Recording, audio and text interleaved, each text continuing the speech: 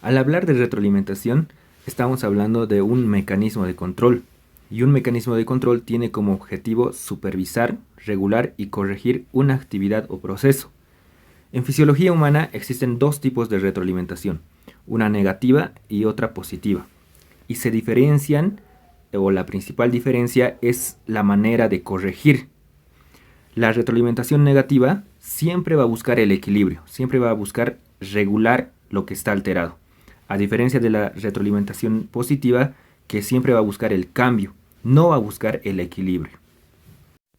Y para entender mejor cómo funciona la retroalimentación positiva o negativa, se debe mencionar también las características que tiene el circuito. Empezando por el estímulo, que es donde está la variable alterada, un sensor que va a detectar la variable alterada, el sensor va a mandar la señal a un centro de control, el centro de control ordena a un efector ejecutar una orden y dicha orden va a tener una consecuencia, una respuesta. Y dependiendo qué consecuencia trae la respuesta, es decir, si busca el equilibrio, se trata de una retroalimentación negativa, y si busca el cambio o el desequilibrio, se trata de una retroalimentación positiva. Y aquí pongo punto de ajuste y punto de comparación, sobre todo para hacer referencia a la retroalimentación negativa, porque como mencionamos al principio, la retroalimentación negativa busca el equilibrio, busca regular lo que está alterado. Entonces, para regular lo que está alterado se necesita tener algo establecido, un punto de comparación. Ahora empezando con los ejemplos de retroalimentación negativa, con la regulación de la presión arterial por barroreceptores. Y de hecho que la presión arterial se puede regular por muchos más modos, pero un ejemplo son los barroreceptores para entender lo que es la retroalimentación negativa. Empezando por el estímulo donde debe ir la variable alterada. Y para que se entienda mucho mejor vamos a establecer que 120-80 milímetros de mercurio es la presión arterial normal. Nos vamos a poner una variable alterada, por ejemplo 140-90 milímetros de mercurio.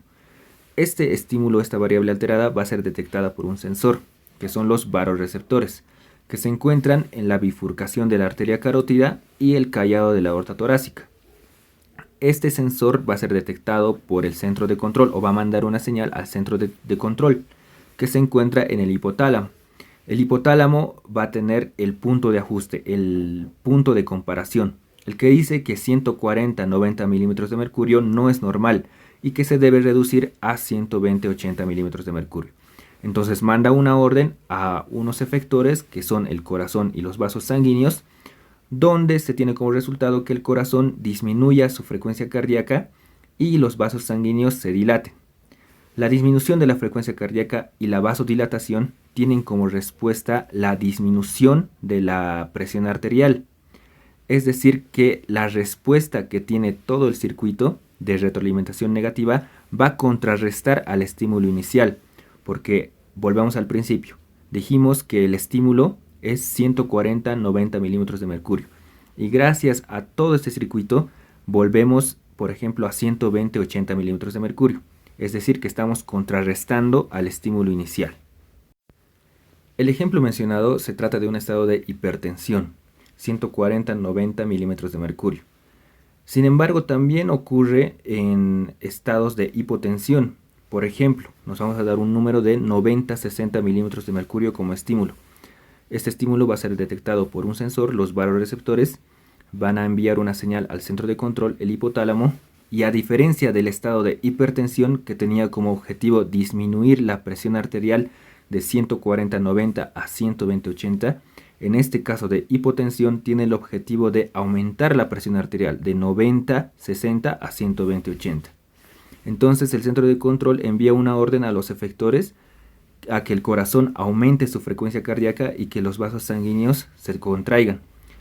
Ambas situaciones tienen como respuesta al aumento de la presión arterial. Entonces, si al inicio teníamos 90-60 milímetros de mercurio, ahora gracias a este circuito estamos aumentando ese número, llegando por ejemplo a 120-80. Estaríamos contrarrestando al estímulo inicial, y de eso se trata la retroalimentación negativa, de contrarrestar al estímulo inicial. Otro ejemplo que tenemos de retroalimentación negativa es la regulación de la temperatura frente al calor. Y para que se entienda mucho mejor, establecemos que la temperatura normal del cuerpo son 37 grados centígrados. Como estímulo, es decir, donde va la variable alterada, nos ponemos 37.5 grados centígrados. El sensor, el que detecta el estímulo, son los termorreceptores que se encuentran a lo largo de la piel y órganos internos. Este sensor manda una señal al centro de control, que es el hipotálamo. El hipotálamo sabe que 37.5 grados centígrados está mal, que lo normal debería ser 37 grados centígrados. Entonces tiene como objetivo disminuir la temperatura corporal. Por lo tanto, manda una orden a sus efectores. Los efectores son las glándulas sudoríparas y los vasos sanguíneos periféricos, haciendo que las glándulas sudoríparas produzcan y liberen sudor y que al final este sudor se evapore y que se pierda calor. En cuanto a los vasos sanguíneos, hacen que se dilaten estos vasos sanguíneos, llevando la sangre más interna hacia la parte más superficial de nuestro cuerpo, haciendo que el calor se disipe hacia el exterior. Es decir, que ambos puntos tienen como objetivo eliminar calor del cuerpo, teniendo como respuesta una disminución de la temperatura corporal. Es decir, que va a contrarrestar al estímulo inicial. Al principio teníamos 37.5 grados centígrados y gracias a todo este circuito, al final como respuesta tenemos una disminución de la temperatura que es 37 grados centígrados. Estamos contrarrestando al estímulo inicial. Otro ejemplo es la regulación de la glucosa después de comer. Lo que nos sucede después de comer es que entramos en un estado de hiperglucemia, es decir, que se nos sube la glucosa en la sangre. Y para que se entienda mucho mejor esta retroalimentación, nos ponemos un valor establecido de 70 a 100 miligramos de decilitro como valor normal de la glucosa en la sangre.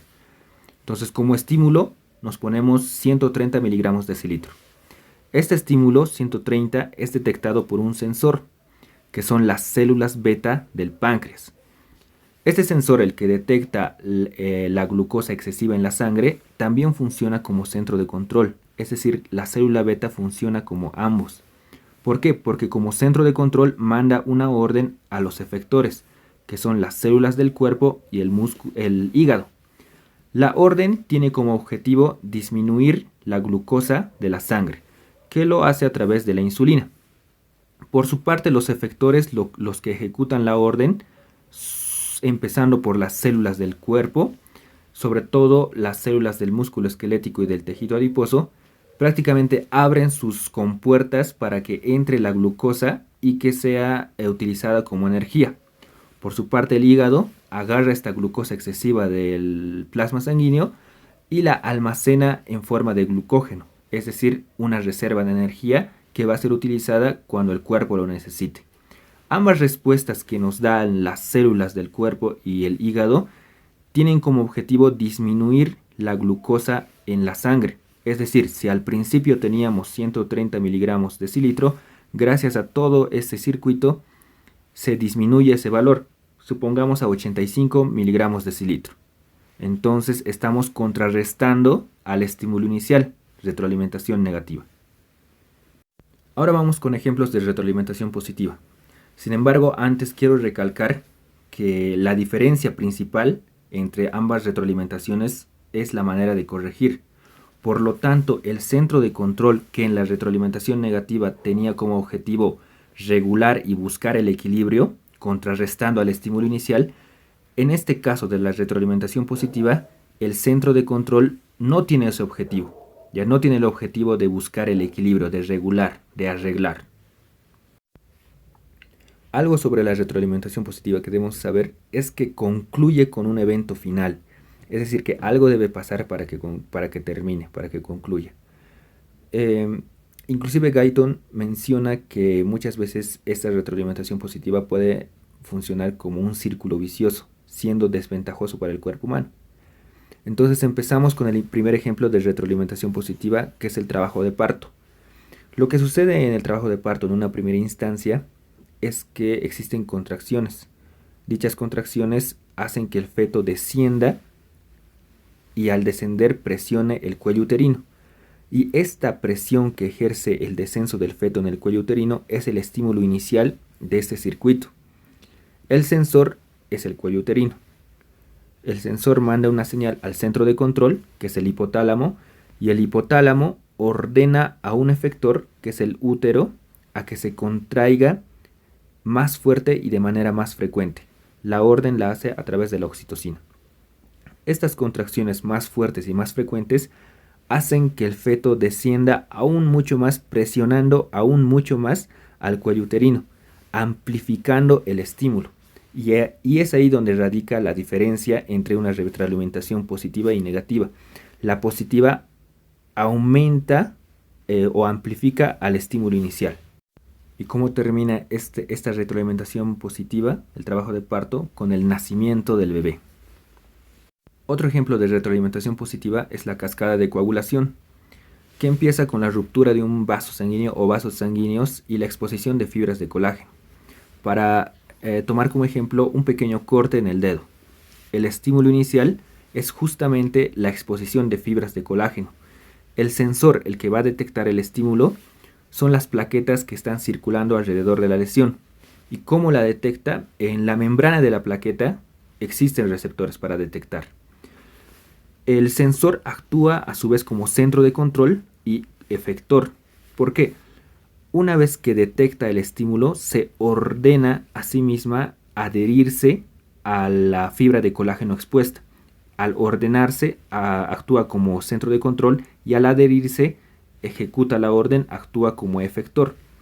Y al adherirse tiene una respuesta, que es la liberación de sustancias químicas como el tromboxano 2 y el adenosín difosfato, lo que complementa al estímulo inicial, amplificando el estímulo. ¿De qué forma? El tromboxano A2 y el adenosín difosfato, que son liberados en el plasma sanguíneo, reclutan muchas más plaquetas al lugar de la lesión, ¿ya? Entonces, al reclutar muchas más plaquetas, hay más plaquetas que se van a adherir a las fibras de colágeno expuestas. Y al adherirse a las fibras de colágeno expuestas, van a liberar muchas más sustancias, que hablamos de las mismas ADP y tromboxano A2. Y al liberar muchas más sustancias químicas, van a reclutar a muchas más plaquetas, así amplificando al estímulo inicial, en lo que se diferencia de una retroalimentación positiva. Esta retroalimentación positiva de la cascada de coagulación termina con la adhesión completa de las fibras de colágeno, es decir, las plaquetas van a cubrir totalmente las fibras de colágeno, formando el tapón plaquetario, es decir, ya no va a haber la hemorragia, ya no va a sangrar, y ahí va a terminar lo que es la retroalimentación positiva en este caso. Como último ejemplo de retroalimentación positiva tenemos al choque hemorrágico severo. Hablamos de una persona que ha perdido más de 2 litros de sangre. Entonces, como uno de los estímulos que trae esta pérdida de sangre es la disminución de la presión arterial. Y tomando en cuenta al primer ejemplo de retroalimentación positiva, es decir, como sensores de los barroreceptores, tenemos que estos sensores detectan esta disminución drástica de la presión arterial. Estos sensores mandan la señal al bulbo raquídeo, al centro de control, y el centro de control ordena al corazón que supla esta disminución de la presión arterial, pero que use su máximo al corazón, aumentando la frecuencia cardíaca. Sin embargo, aquí viene lo horrible de este choque hemorrágico, porque si hay poca sangre, y recordamos que el corazón es un músculo y un músculo necesita oxígeno, y al haber poca sangre no llega suficiente al corazón, por lo tanto no va a latir de manera eficiente. Por lo tanto se va a ser débil, va a tener un latido débil. Entonces, como respuesta, va a tener una disminución aún peor de la presión arterial. Esta disminución peor de la presión arterial la va a detectar los sensores, el centro de control va a querer que aumente la frecuencia cardíaca, sin embargo el corazón, con el pasar de los minutos, de los segundos, va a perder mucha más la capacidad de latir, es decir, se va a volver mucho más débil y al final se va a detener con el fallecimiento.